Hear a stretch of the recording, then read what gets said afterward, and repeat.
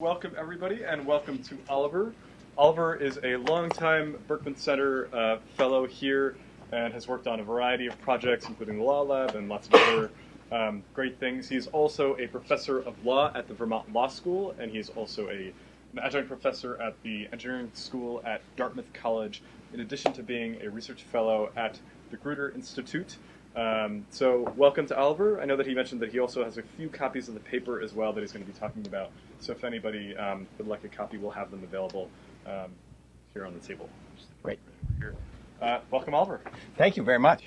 And thank you all for joining me today and allowing me to explore with you some ideas that we're developing both here at Berkman and up at Vermont Law School on how to create a law school e-curriculum.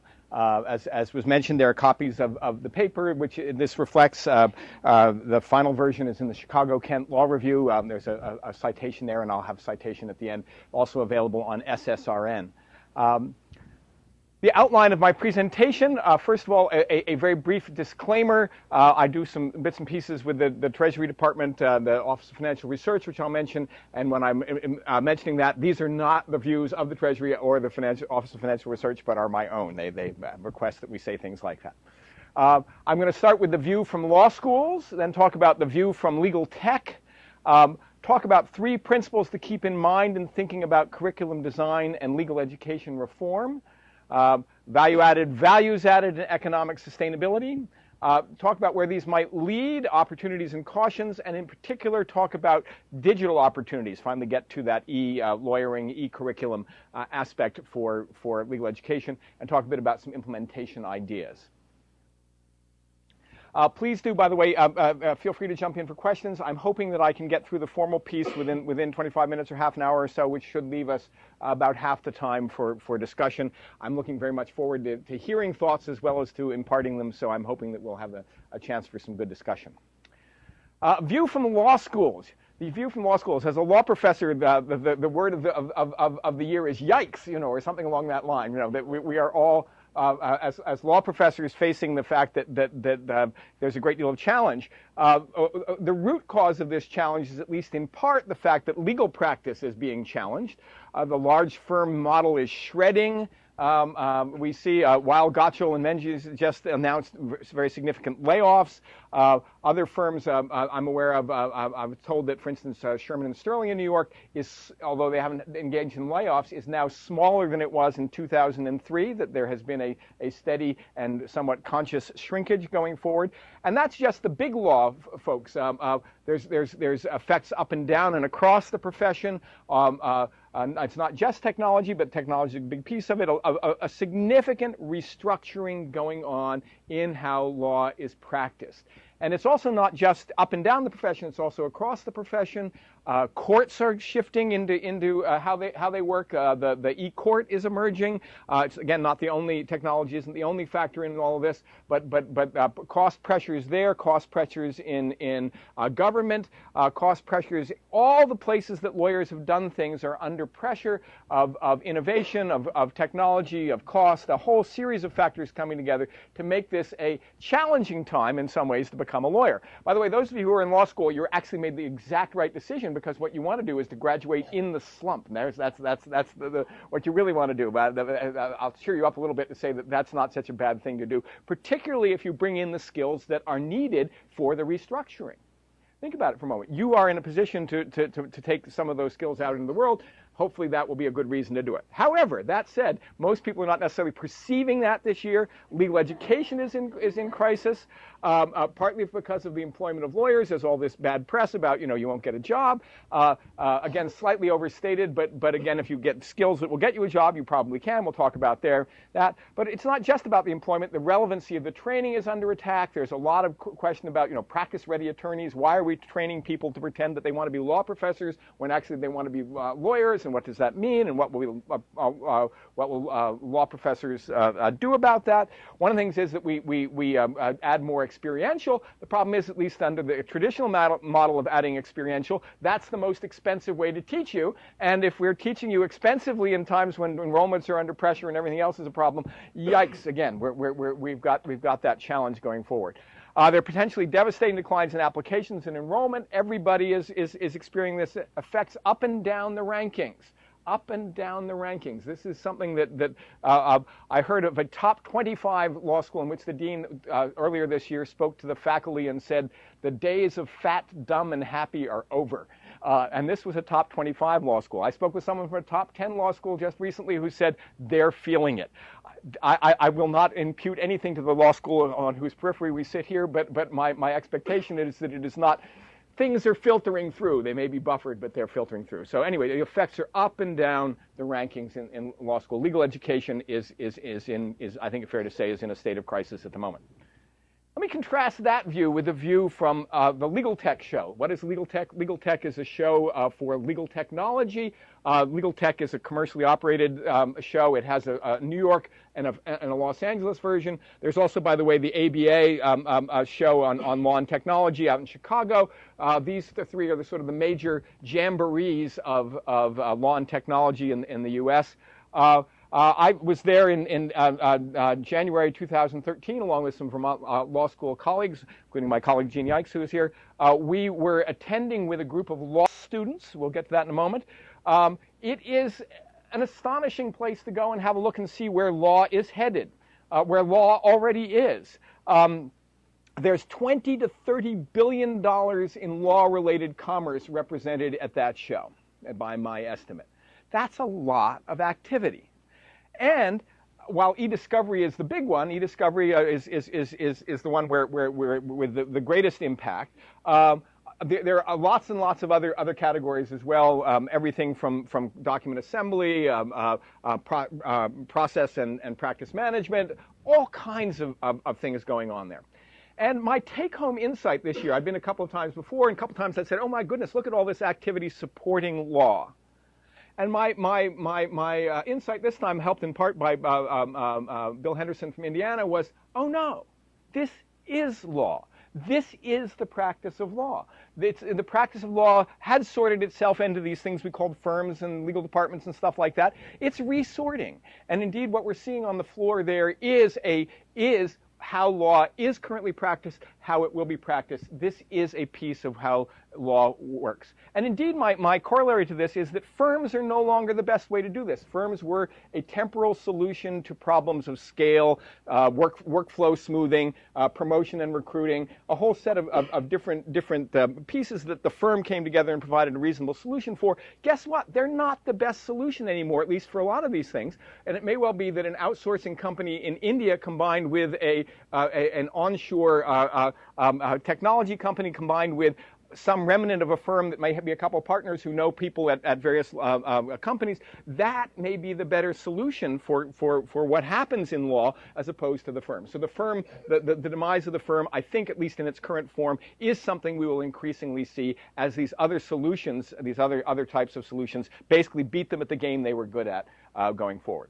So anyway, there we go. This is law practice, and these are law jobs. And indeed, we were exploring that because along with us from VLS came about 8 or 9 of our students. We arranged for them to get cheap floor passes. They went around and A, were seeing what it looked like, and B, handing out resumes. And indeed, right there on the floor of the trade show, 2 or 3 people got interviews. I'm aware of at least 1, I think 2 actually, who have gotten jobs out of that. You know, out of 8 people, that's not so bad. Out of one outing, you know, think about it. You know, you folks who are law students, you know, whoa, okay, you know, that's not so bad. Okay, and if you multiply that by additional possibilities, anyway, you see what I'm saying. This is where at least a big chunk of law practice is headed. The astonishing thing, other astonishing was almost nobody else was there from legal academia. Almost nobody else was there. Bill Henderson was there. Dan Katz was there. A couple other my colleagues from Vermont Law School. A couple other folks, the Cali folks were there. But very, very few people from legal academia was there. It was like this entire thing was happening, and it was completely off the radar for almost all of legal academia. I think perhaps not so much in the future, but there we are. So what is this, and how are we going to teach it? Well, that takes me back, since I'm a law professor, this takes me first to theory, right? I got to talk about theory before I get to practicality. So we're going to talk a little bit about what are the requirements of legal education. Because as we think about this great crisis, the crisis is also an opportunity for restructuring. We're going to restructure legal education. And as we restructure it, I think we need to keep some things in mind. And this is my list of what we need to keep in mind. I think it needs to have value added. Why in the world would someone come to a legal education unless there's value added? Now, value is not just economic. I mean, there is an economic element to it. You want to get a good career. You want to actually be able to pay those loans off. You want that to actually make economic sense. But there's also other aspects of value added. There's social value that's added. You know, the law is still a fundamentally important profession for the United States of America and for the world. So we need to bring folks along, and you can have a piece of that. There's a social value to it. There's personal value. The law is a decent profession. And a senior lawyer, when I was thinking about law school, said years ago, told me, yeah, think about law school. It's clean indoor work. Okay, and there's some truth to that. It's clean indoor work. That's not so bad in this world.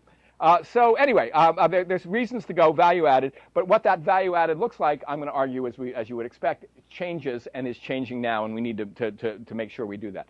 There's values added.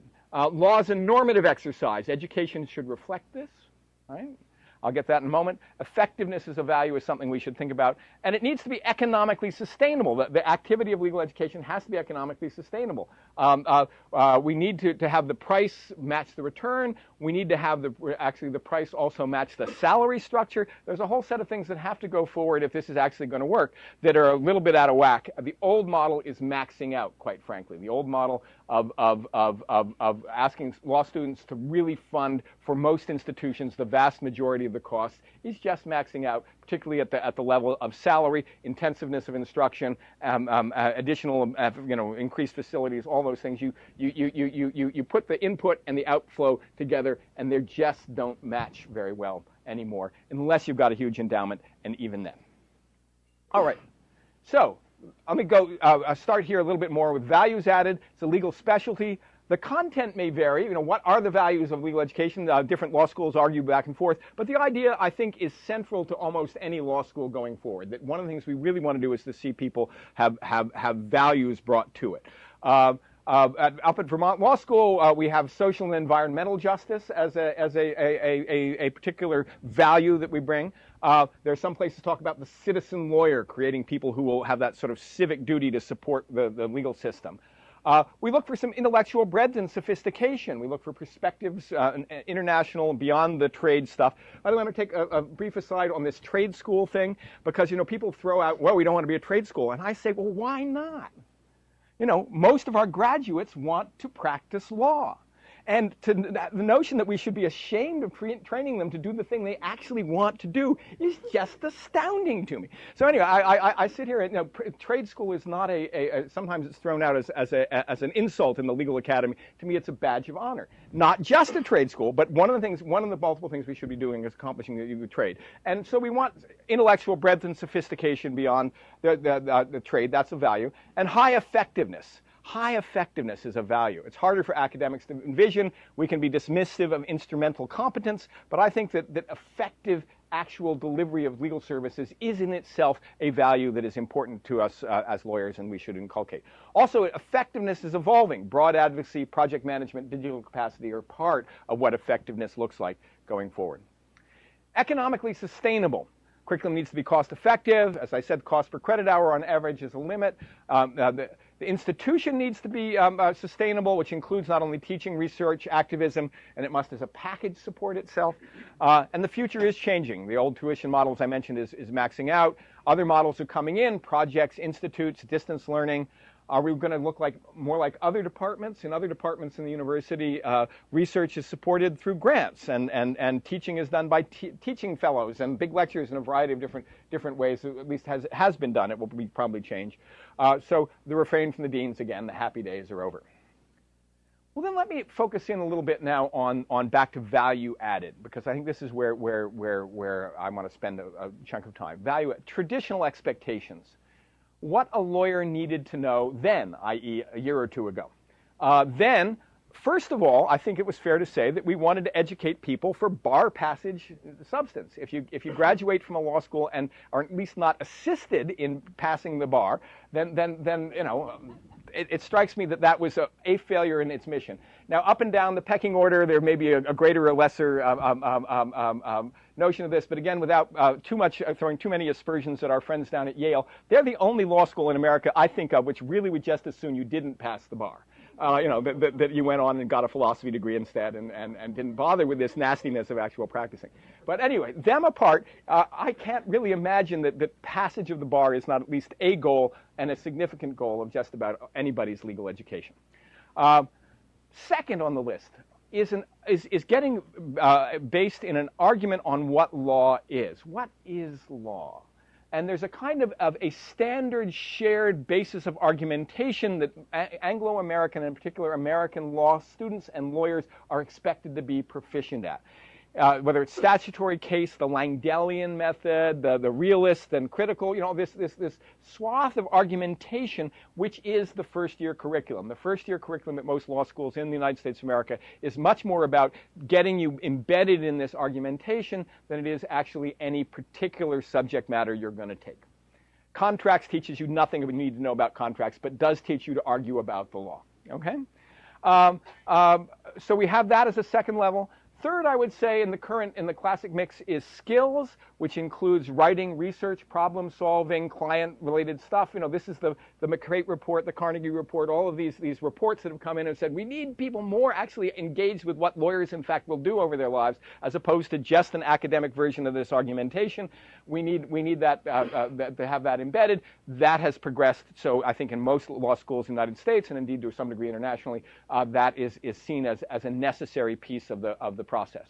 And then some perspectives, as I've mentioned before. We want you to have some policy, some interdisciplinary, some international. You know, this is the citizen lawyer piece. This is figuring out how to be not just the instrumental piece, but also having some perspective. And again, that's a worthy goal. I think all these are good, worthy goals and worth improving. But I'm arguing there's simply not enough anymore. They're just not enough. You know, you graduate like that. Guess what? You're not educated for what you need to be today. So emerging expectations now. All of the above and more. And defining more is at least part of our task for our discussions today. Cautions, 3 cautions. Caution number 1, the Yurka Question trap. What is that? My colleague at Vermont Law School, Carl Yurka, is the librarian there, and he has a modest notoriety among law librarians for the Yurka Question. And the Yurka Question is essentially, what really good thing are we doing today that we're proud of that we'll have to stop in order to do the new thing that we have to add and do tomorrow? Law schools, because partly of soaking the incoming students for a lot of tuition increases, have been in the position of not having to actually do that so much. They have just added. It's been great. You know, we just add, hey, we got another good idea, we'll just add. The problem is, going back to the economic sustainability, that in the end you bump up against some wall, and I think we have done that. So we're going to have to ask ourselves, what is it that we really like doing we're going to stop today? Let me take a cheap shot example at legal research. Legal research taught by folks who are really good at it, often folks who just love things like shepherdizing. And they will take you through the books, right, of shepherdizing, and then nobody ever looks at those anymore. Why? Because you've got machines that do it for you almost automatically in there. They say, well, someday, you know, power may go out and you'll need to shepherd. And the answer to that is just no. Stop. You know, just get rid of it. It takes a class. We don't have that many classes. It's essentially a useless exercise. It was lovely in its day. It was fabulous. It's done. It's cooked. Get rid of it. We're going to have to make a bunch of those choices about that. We have too many targets, not enough choices, not enough time. We need to multitask to some degree to layer in different lessons into different things. And we also just have to make hard choices about what we're not going to bother with. Get rid of talking about consideration in the first year. Just get rid of it. Get rid of talking about personal jurisdiction in the first year for months. Get rid of it. It's irrelevant to most practice. You can learn what you need to learn in 2 hours, and it's just a way to talk about argumentation. Not useless in that context. It's beautiful. People are good at it. People have spent their lives getting good at it. It's beautiful. It's irrelevant. Get rid of it. Okay? You have a bulletproof vest.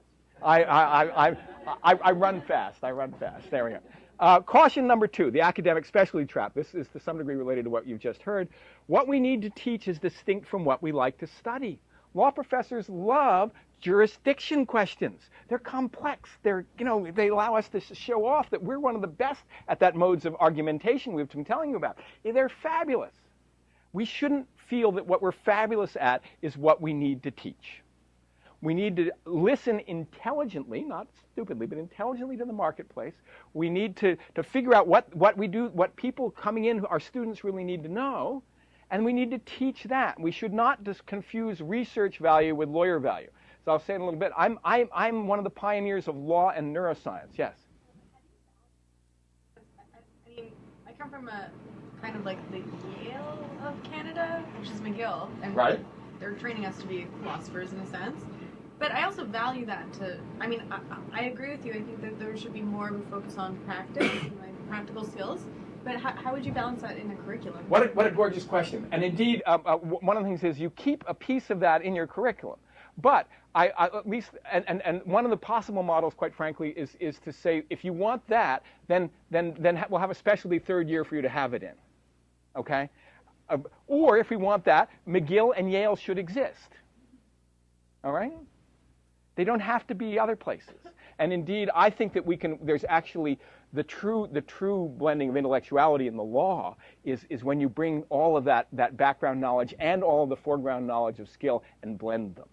That's why we're not a PhD program in philosophy, because you've got to square both. So it is a conundrum. There we are. I'm overstating a little bit, and I apologize, but there we are. This is a polemic and not so we can have fun. So. But the core piece is do not confuse research value with lawyer value. As I was saying, I'm one of the founders of the subfield of law and neuroscience. I love it. It's fabulous stuff. Should I be offering 3 courses in law and neuroscience? No. Should I offer any course in law and neuroscience? Maybe not. I have. It's fun. Student part of that perspective process. But I should not. Now, does it inform how I teach? Yes. I'm not. Scholarship is fabulous. Informs teachers should do it. All that good stuff. But we should not confuse the thing that we're telling our students they should spend a precious amount of a very limited resource of time learning with our research interests. Who among the law students here, you've taken those courses from the con law professor, right? Who got way down some rat hole of the constitutional law that they love, and it's gorgeous. Why did we spend 4 precious weeks doing that? Well, because it taught you argumentation at a deep level, and that's one answer. But I'm not sure it's enough. Caution number 3, which is related to the current expertise trap. We hate, particularly as law professors, to learn new things. We really, we learned some tricks early on. We got good at it. We've been following that line. The new stuff requires us to learn new things and to get on the wrong side of expertise barriers. Law professors love to be in a position of power over the subject matter. So law professors, including people who are associated here, love the law of technology, because then they get to be the law of technology. What's interesting is when you become student of the technology of law, because now you're in that secondary position in the argument, and it's a much dicier and more vulnerable spot to be in. So again, the current expertise trap has a number of those things. So, digital lawyering, why is this important? Now we're getting into it. Why should we take some of those precious moments away from personal jurisdiction and devote them to technology? Why should the technology of law be one of those things that we actually embed into all of this as we go forward? Well, as I hope to suggest, it is a new frontier in law and lawyer activity, and I've got a little bit of a laundry list here. Bear with me while I go through it. First of all, courts and dispute resolution, evidence, e-discovery. Courts are becoming e-courts. One of the justices of the Vermont Supreme Court, Jeannie Ikes and I teach a class on e-lawyering at Vermont Law School. We've been lucky enough on several occasions to have Justice Dooley from the Vermont Supreme Court come in, and he basically had the insight that the traditional pleadings are an ordered data field in written text. They are a data field. They're an organized data field. Why do we have the headings and all those things and all that funny way that we learn how to order it? It's because we need order into our data fields in litigation. What he basically said is, why do I need all of that when I've got tagging? You know, tagging is the ability to assign metadata labels to stuff. Guess what? It's just metadata. The order of the pleading is just metadata. We can skip straight to it when we got why have all those things? So courts are moving in this direction. Not fully there yet. They still think that a PDF Dropbox is a major technological improvement. There's room to go. There's room to grow. But it is happening, and we need to have lawyers trained into that. Not only into it what it is now, but into what it can be. Evidence, e-discoveries. You saw e-discoveries, $20 billion a year. I was at a AALS conference some years ago, about 3 years ago, when I went to the securities law panel, and they had 3 professors and a practitioner, and each was supposed to say what was the biggest development in the last year. And the professors talked about Sarbanes-Oxley and Dodd-Frank and the SEC, et cetera. And the practitioner, when it became his turn, said e-discovery. He said, essentially, all of our litigation is e-discovery based now, and it has just blown how we do this all to pieces. So it's there. The law of digital activity. Well, this is the law of now, so this is the one that the professors particularly care for in the current activity. Law of digital activity, privacy, IP, information policy, etc. Again, I'm not poo-pooing it at all. It's important stuff. But 2% of the lawyers in the United States of America will get to practice this. 98% will deal with the technology of law in ways that they have to be inventive with. Research and writing, again, LexisNexis, Westlaw, Bloomberg, all those tools, Google, all the stuff that's coming in on that, something that folks need to learn about. And indeed, the whole notion of research and writing is changing. I'm aware that at least one of the major companies now, if you use their software to do research, will use those kinds of algorithms you get in Netflix and say, people who cited this often like to cite that. And they'll critique the logic in your brief if you really let them. So it is not, as they say, your grandmother's legal research anymore. There's very interesting stuff going on there. Government service delivery. Almost all interactions with the government are now e-mediated in some fashion or another, right? You want to do something with the tax IRS, you go to their website. You want to do something with the it's all done through websites, all done through this. We've got some conversations going, for instance, with the Vermont Department of Environmental Protection, who are desperate for getting better at this. Why? Because they're under cost pressures. They're under pressures for better processes, not just cheaper processes, better processes. How do you have a hearing? What does the Administrative Procedure Act look like in an e-world? Nobody's rewritten that yet. It needs to be rewritten. It will be rewritten. It'll look like something very different. How do you crowdsource a reg? There are experiments going on all this. It's happening, and we need to educate people in. Advocacy. Advocacy is not just about being in court anymore. This is Bill McKibben, the well-known environmentalist, has made this point that essentially you win in the court of public opinion first, and then the politics and the Supreme Court follow you. I think that the recent developments in marriage equity and some other things reflect the fact that public attitudes change, and guess what? The Supreme Court goes, oh, the evolving standards of justice mean, and it's not just the progressives on the court who do that, notwithstanding their announced opposition to it. The conservatives do it as well. The developments in things like corporate personhood and all of that follow after a whole prolonged set of conversations about economics that have progressed through society as well. So you need to be educated in what advocacy looks like in this world of technology. Berkman, let me give a brief plug. A number of Berkman programs around exactly that stuff, around both crowdsourced and individual. There's some great stuff going on here, as in other places around some of that. Analysis. EPA databases paired with epidemiology. Or there was a great app that came out of Georgetown last year on the law of same-sex marriage around the United States. These apps of analysis that you can do. Client interaction, professional presentation. Increasingly, people are starting up virtual law practices, places where you just go. I buy lots of my stuff through the web. People buy their legal services through the web. If you want to see a nightmare version of this, Google Divorce Deli. It's fabulous in its own way. But they're right out at the edge of all of this. But there are much more kind of conservative versions. Major law firms basically do this. A couple of the British law firms that do banking law have free banking blank documents that people can go to and get off their website. Wilson Sonsini has its term sheet generator for deals in tech. People are giving away stuff on the web as loss leaders, and even the big firms are doing this. Access to justice, legal service, and advice.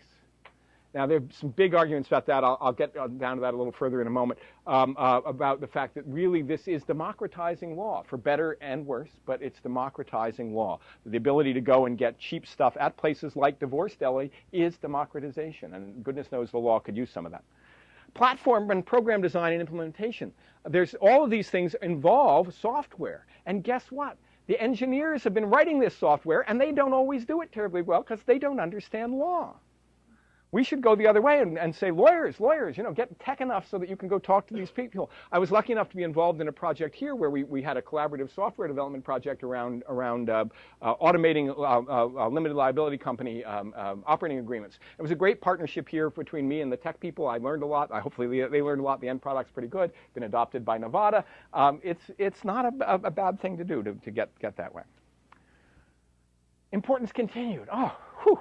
Digital jurisprudence. It's intellectually essential.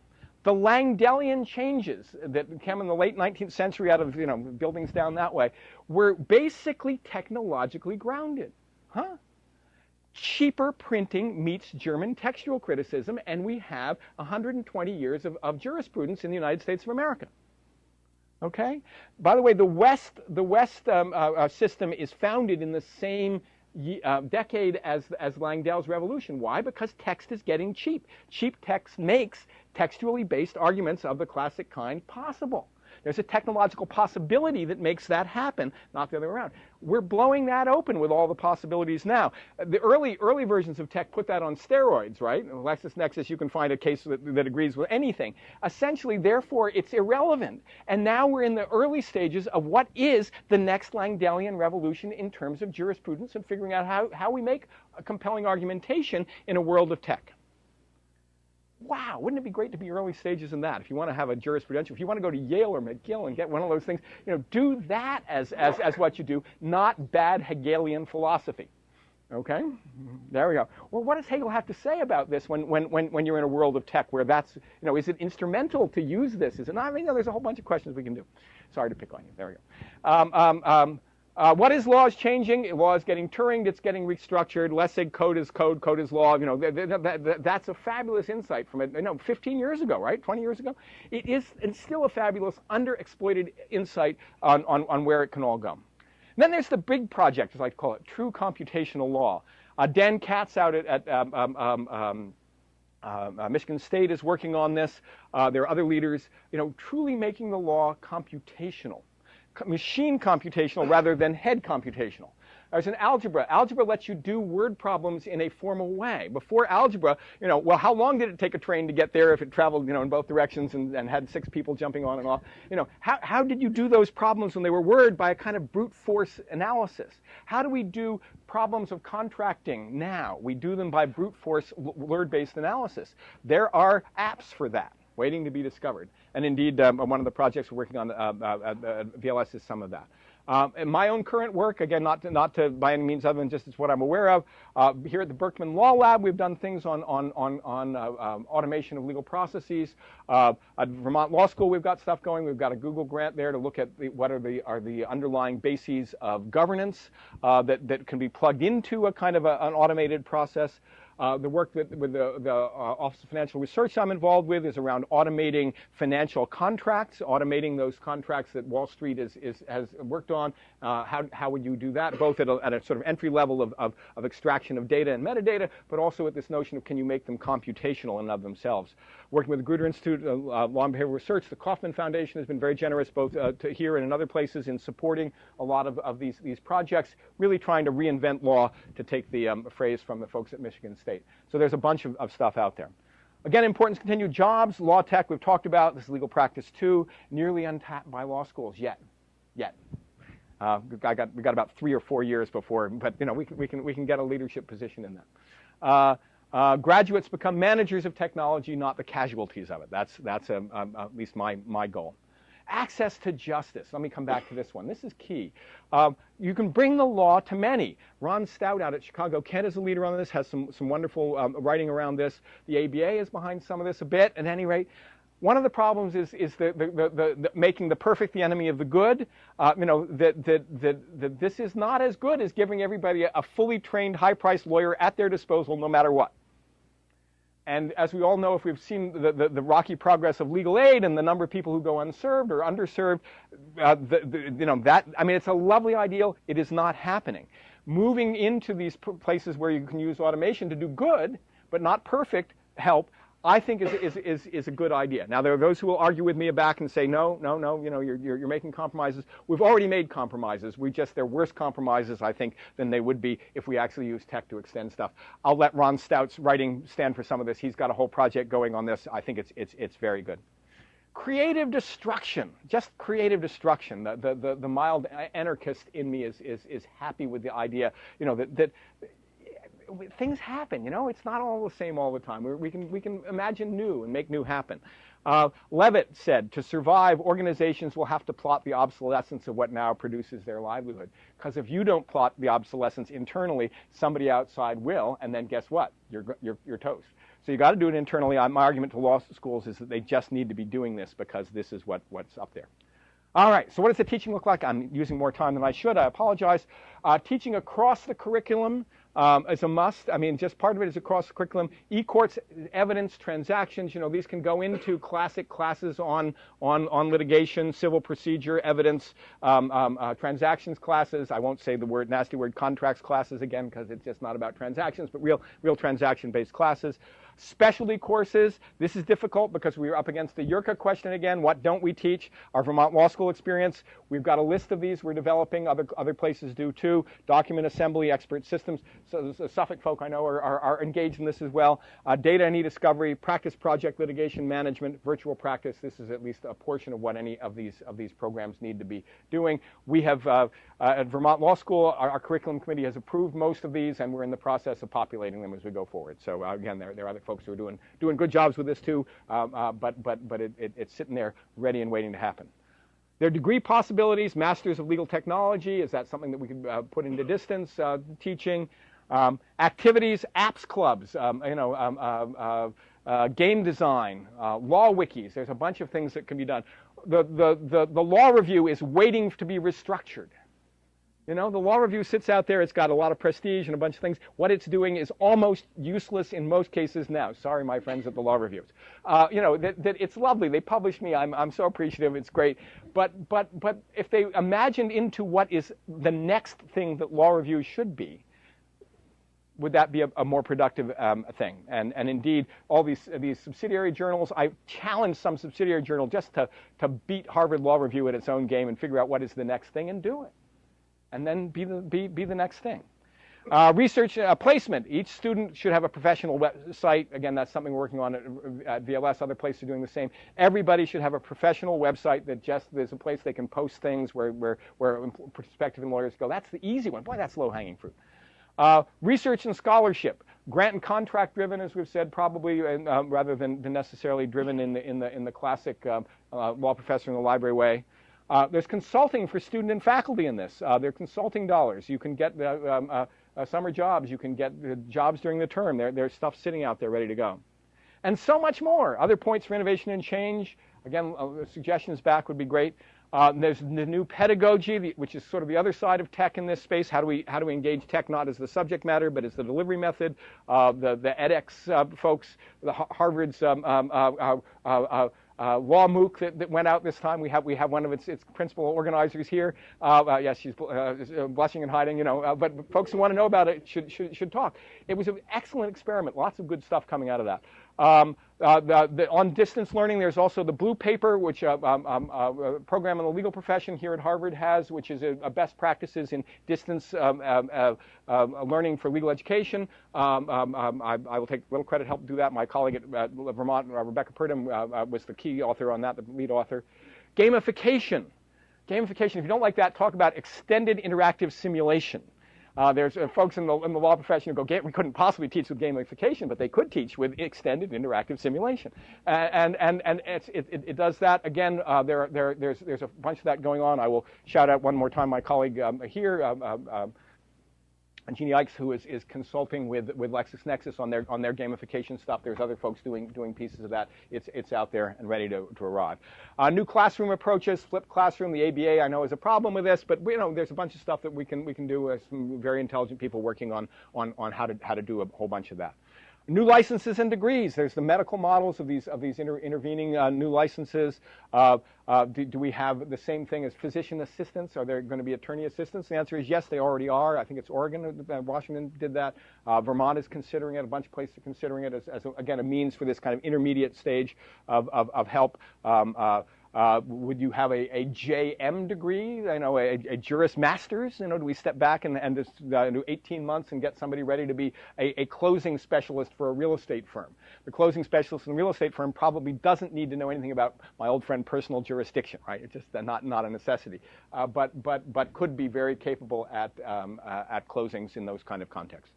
At the Vermont Law School, we have the Masters in Legal, Environmental Law and Policy, which is a version of that. Environmental professionals, government people. It's a Master's, which is kind of a law degree light, but very useful for what they want and need. So conclusions. The crisis is real, but also an opportunity. I said there were 3 design elements that should be kept in mind: value added, values added, and economic sustainability. As I went through that value added long thing, we should keep in the back of mind that legal education should also be about values added, and it better be economically sustainable or it won't work. Technology of law has an important piece of the puzzle. I hope I've made the case that we need an e-curriculum. We need to really embed this thoroughly, both as specialty courses and across the curriculum. It's an opportunity with many facets. And I thank you, and I give thanks to the Berkman Center, which has supported a lot of this, the Kauffman Foundation, which has, in fact, supported the Berkman Center while it was doing some of this, Vermont Law School, whose Center of Legal Innovation I'm in charge of, the Grutter Institute, which you've heard mentioned, LexisNexis, which has published the book Educating the Digital Lawyer, which is available for free on the Program for the Legal Profession website, Program for the Legal Profession here, which has hosted some of these developments as well. And I will leave you with further references to look at and write down if you wish: Educating the Digital Lawyer, the distance learning white paper, and then that's the SSRN link to the paper of mine from Chicago Kent, which this is drawn from. Thank you very much.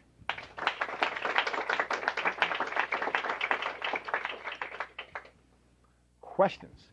Yes, we'll kind of work our way around the room. So this is great. I mean, as you know, I'm a big believer and supporter in the concept, certainly, in a lot of the specifics of all of this. I think it's exactly where we have to go.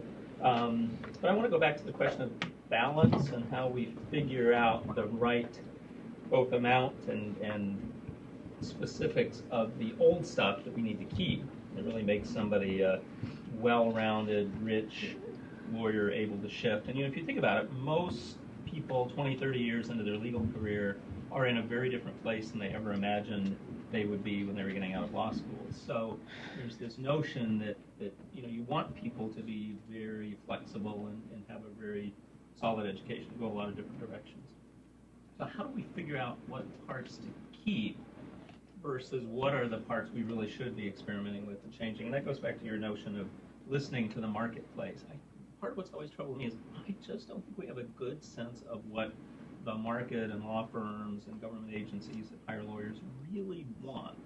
We hear about practice-ready lawyers, we hear about more experiential education, but I don't really know what that means, and I wonder about the process of translating that into changes in the way we teach. What a good set of questions. One thing that I haven't said, which is you have to, why did we have this old system?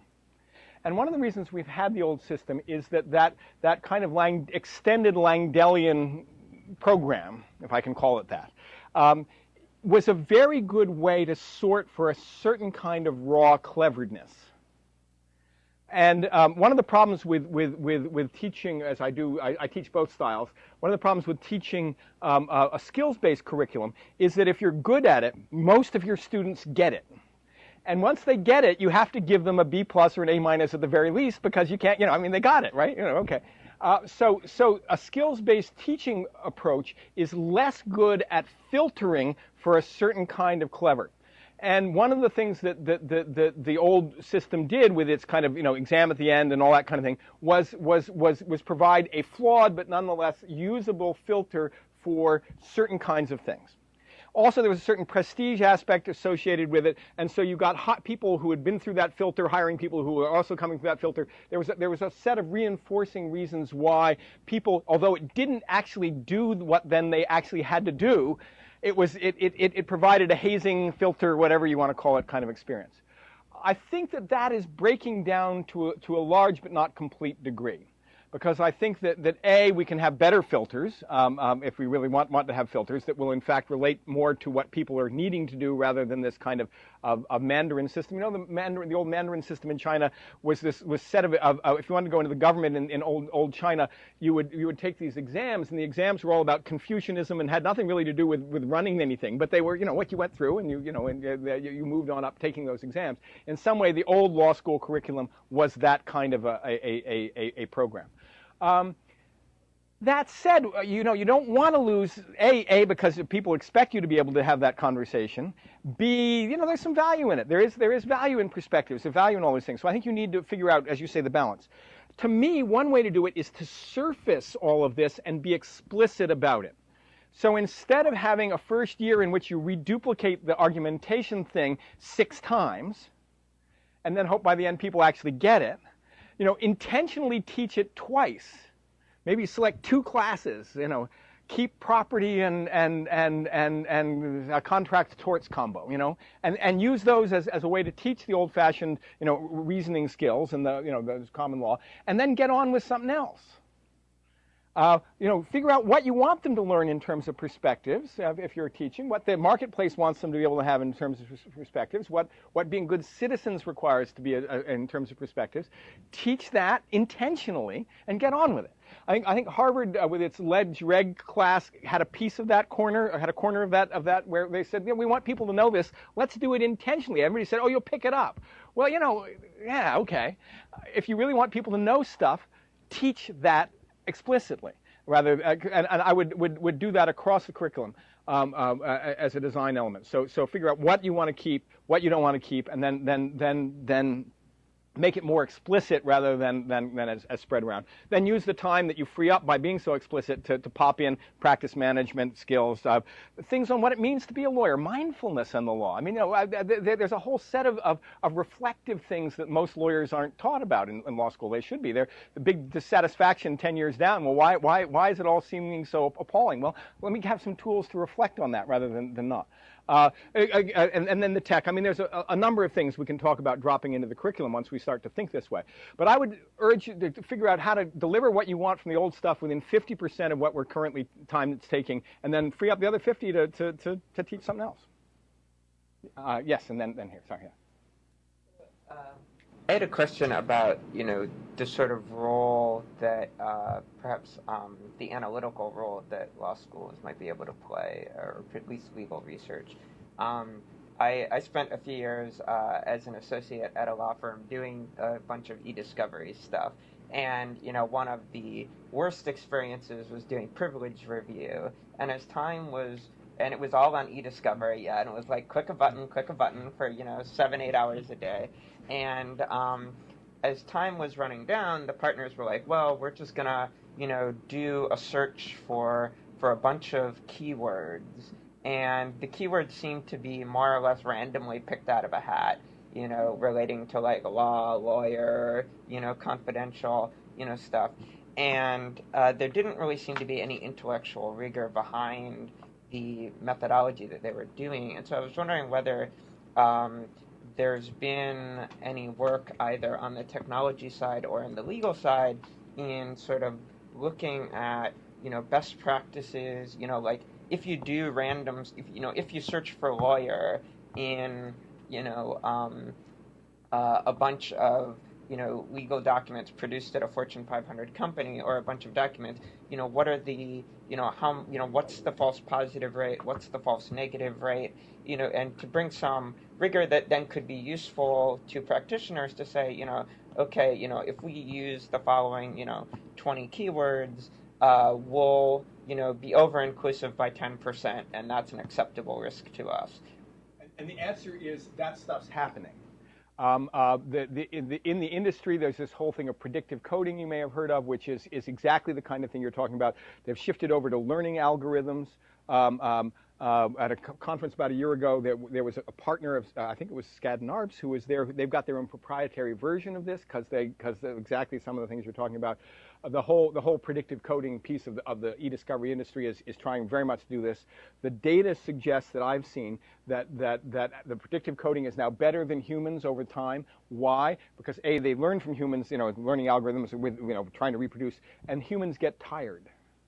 The algorithm's not as good as a fresh human. By the end of your 8-hour day, you didn't care, right? You didn't know. And there we are. By the way, I did a version of this when I was a young associate back in the day, which was to go through the bonds in the New York City bond litigation with a highlighter, and every time I saw the right words, and for day after day I did this, and I complained to the partner who said, I don't know if this is true or not, but he said, Holmes once said, if you want to be a lawyer, you have to learn to eat sawdust. And one of the nice things about machines is they eat sawdust better, once you teach them well than humans do. So exactly the kind of stuff you're talking about is going forward. Not so much in the academy, because the academy really isn't there, but there's legal opinions out there about what the standards are. There's companies working on it. There are law firms working on it. It's exactly what you're talking about is going forward. Yes, and then we'll come back here.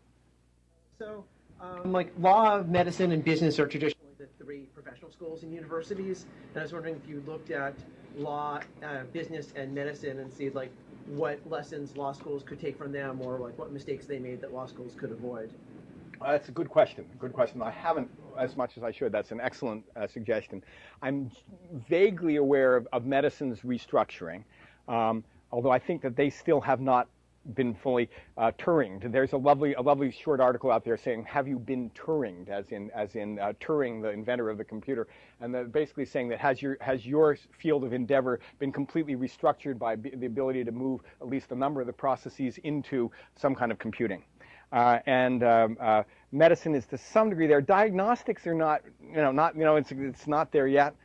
So at least the technology piece isn't fully there, but the multi-layering of the profession has certainly hit medicine, and the pricing of the top end out of the marketplace and trying to figure out how to restructure back. We're only in the beginning stages of it because we have actually socialized the cost of that, which I think is probably a good thing to do. I'm a moderate fan of the national health kind of approaches, less perhaps of the actual one we got than the ones we might have gotten. But but there are reasons to socialize that cost. But as we put it into social, into society as a whole, we're going to see immense increasing pressures to make it cheaper. It's just going to have to be. And as we see those pressures, again, we'll see that restructuring. We haven't done that with legal representation. It's still largely private cost. Will we see other models? I think not, unless we go through a big cost restructuring. So the cost restructuring piece, yes. The actual teaching point, good. I should follow up. It was here, yeah. Hi, I'm a student at Chicago Kent, and I am in one of those transitional programs that you talked about, which is a year of intellectual property management and markets, where instead of a 3-year law degree, I'm going to come away with a year of law, business, and computer science, and kind of be a connector. So you're affirming a lot of my choices today. Thank you. I should shout out your law school as being one of the leaders in all of this. So yeah. Yes, it's one of 2 programs in the country, which is a lot of why I went there. But I volunteered Access to Justice and Access to Practices, which is the thing at the Cook County Courthouse, where people off the streets can use these kind of automation systems. And people are always afraid, it's going to take the law jobs. But all the students who are trained there say, we must tell them we are not lawyers. We must tell them that we cannot give them legal advice.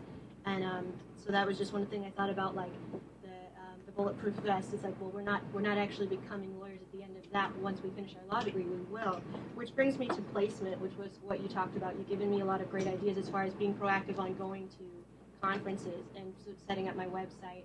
And not even because at the end of the year of IPMM, we'll be trained to think like business people and like lawyers, but I will still go back to law school.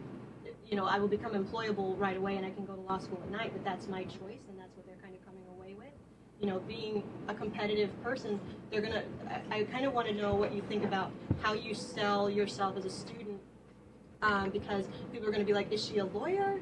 Is she this? What does she fit for our company? Do you have any suggestions?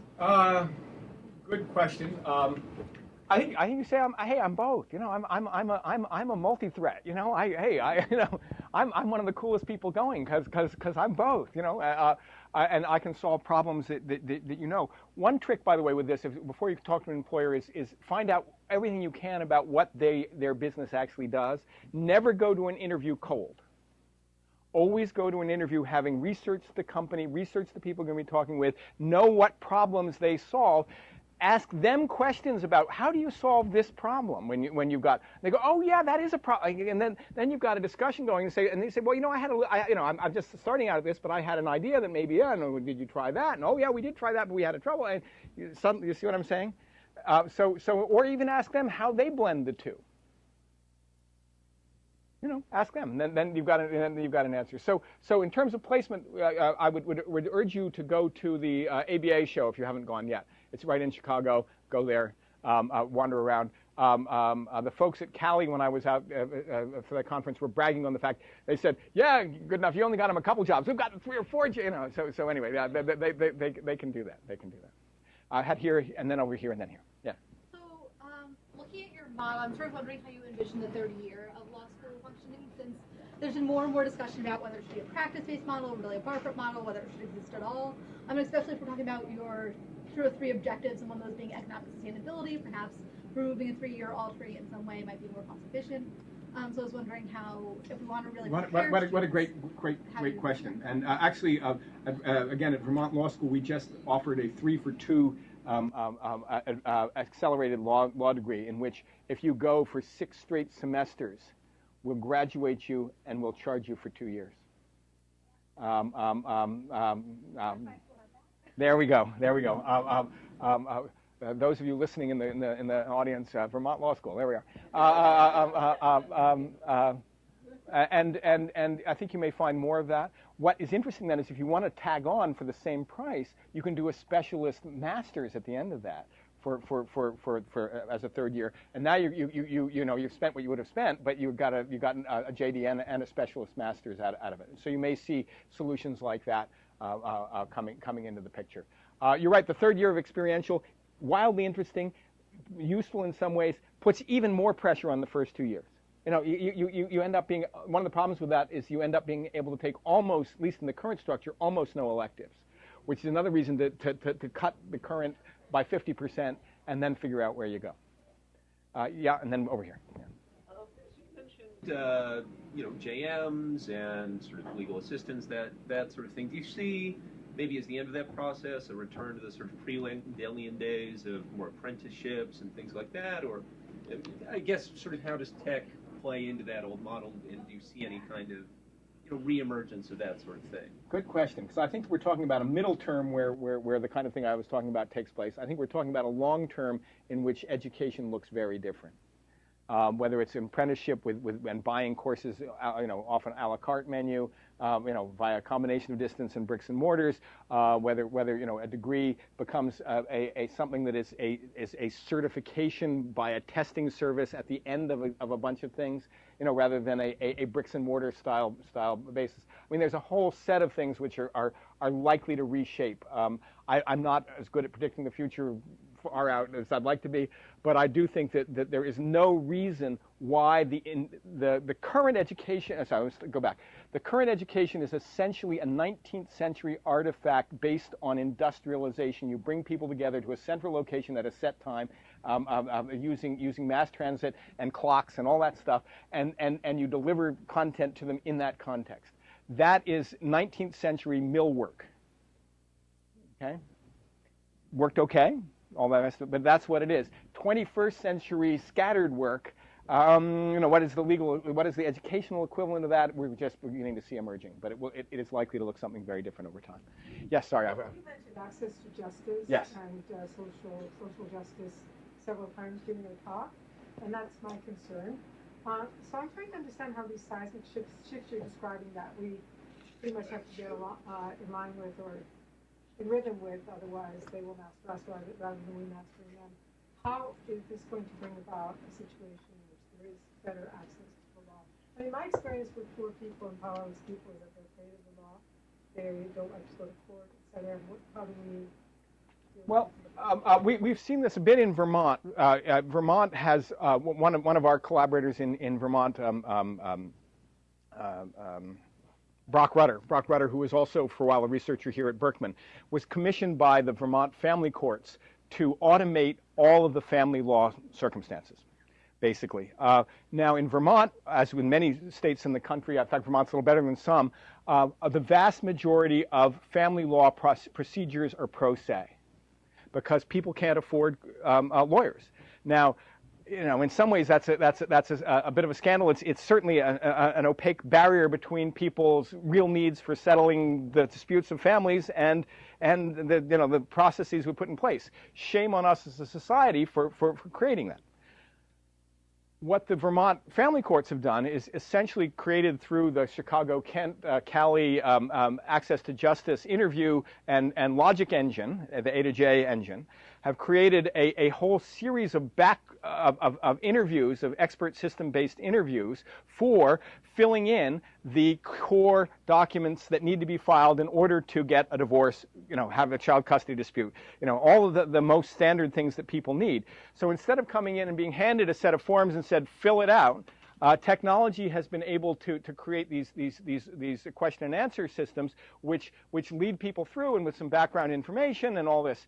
Now, there is still the digital divide problem that some people just don't know enough about digital to actually be able to do even that. But they, as you mentioned, in the Cook County courthouses, they've got kiosks of these. In the family courts, you can go home and do it. You can do it out of the library. The libraries have information on how to get to this stuff. So people are then led through a Q&A, the end point of which is a fileable document that the court will take. And is this as good as having a lawyer? And the answer is no. Is it better than not? The answer is than not having it. The answer, I think, is yes. And what's really interesting is lawyers in Vermont are starting to use it to charge much less to a client to do the same thing. So that if you want a lawyer's help on your divorce, you go in and you go through this with the lawyer for $500, and you've got something that's actually got some lawyer content as well. So it's not an either or. There's a middle ground. Criminal law, we have not seen this in criminal law, partly because I think the pressure's a little less. You've got, Gideon Wainwright, which says basically, if you're a criminal, or you're charged at least at the felony level, you get a lawyer. And so the lawyer may be hard. Legal aid is using these systems, however, to increase their productivity within legal aid. So you're seeing pieces of this coming into legal aid in that kind of context. Again, I would refer you to the work of Ron Stout. He has a good chapter in the Educating the Digital Lawyers book on this, which I think is a very good exploration. Cali has a whole program exploring how to put this to use. There are folks, clever folks working on this that are doing good work. Here and then we'll go. Okay. I guess I'm taking up a theme that a lot of people have brought up. But my question is, in trying to figure out where we can trim the fat on the existing legal curriculum. The problem, as I see it, is that as long as the cost of the legal education is set at a certain amount, it's going to predispose people to search jobs that are going to help them offset what they put into it. And yet the problem with access to justice, like this person mentioned, is that there's a long tail out there of people of legal needs that don't exist, or that won't be met by graduating law school and then getting hired by a big company. And as long as that's the model, it seems as if we're not going to serve those people. And the question I guess I have is, we're talking about these changes, some more radical than others, but if we're going to do creative destruction, I think there ought to be, or there might be an idea of a two-tiered system where there is the trade school. There's nothing wrong with the trade school. It teaches you how to be a lawyer in a community, how to do the kinds of things that people actually need to be done. And I'm wondering, I guess, what the resistance to that might be, and how you get around it to the point where you look at law school as a place to get a job, to do something that's not going to necessarily pay you a huge amount of money, but it'll pay you a decent living wage to do decent work. Well, one of the things is that actually Vermont Law School is to some degree what you've just described, partly because we do have the environmental and social justice activism. A lot of our folks go into government, a lot of our folks go into nonprofits, a lot of our folks go into that kind of thing. One of the things that's interesting is that that while the cost is steep, the increase in what you'll get as a salaried person as a lawyer in one of those is actually will more than pay for the cost of your legal education. So that in terms of an actual investment, although the whole scale is lower, the actual increase into that context is still a decent investment. That said, it still probably needs to come back. And one of the things that's tough in all this is, while we're talking about all this, we need to figure out ways to make it cheaper. Whether it's one of the reasons actually Vermont has moved to this AJD is saying, look, folks, we're gonna make a system work in which it's just less of a ticket, because a lot of our folks need to have that opportunity. How to make that sustainable is another question. We'll figure that out as we go forward. Another piece of it is I challenge your notion of where legal education is going. This whole notion that we're into the big firm thing and all that stuff. That's actually a very narrow slice. That's a very narrow slice of a very narrow set of very privileged law schools. Am I a graduate of one of those? I am. I went to Wall Street right off the bat. There we are. But that said, that isn't where most of legal education is in fact happening. And it is what you described is what most people going to legal education in the United States of America are actually already experiencing. And if some of the elite schools get that nibbled into them a little bit, I'm not going to cry, because we need to have good lawyers from wherever they went to school across a wide variety of practices in the United States. And if you really view that the law is a career which will hand you the partnership at the big firm that will give you a seven-figure income, then may you enjoy it. Because I did that for a while, and I hated it. It was an appalling way to live. There are people who do enjoy it. May they enjoy it. But you do not have to do that to make this a good investment. It's a great investment in time, money, prestige, getting to do stuff you want to do. It's a good investment across all of those, and I don't regret it for a moment. Here and then up there, yeah. Yeah, thanks. I'm from Germany, so we have a different law system there, and I'm wondering if you ever thought about how that, or if you know more resources, how this discussion is also in Roman law systems, so where you don't, where it's more about codification and following the code. So for instance, we study law for 7 years, not for 2 or 3 years. So how can we apply these thoughts you have, these ideas, in a different environment? Good question. There is nothing in the law and technology that is inherent to the common law system. Yeah. In fact, actually, Germany was a center of some of the earliest thinking, not entirely successful, but earliest thinking about legal automation. They tried to jump to automating judicial practices, which is the wrong place. That was the hard problem, and it's also a place that's actually the cheapest locus of activity in legal services. So what they did there, I think, is not the model you want to think about. The University of Pavia in Italy, I'm aware of, has a center. I'm actually part of one of their research programs. Has a center for law science and technology. They are in fact actively pursuing some of this stuff, talking into some of the more progressive schools around. So if you're interested, you might go to their website. Was it folks from Tübingen? I'm forgetting. There were a couple of there's some folks from maybe Tübingen who are doing some of this in Germany. I think they're 3 or 4 years behind us, but only that. I think that 6 or 7 years from now, you will find that the Europe is right in the midst of all of this. Yes. Changes, there might be a further segmentation or balkanization of tiers of law schools, or the ways that law schools get grouped together, and that might actually exacerbate some bad things. Like I'm thinking, okay, national law schools, extremely prestigious, regional law schools, local law schools, more technical, etc.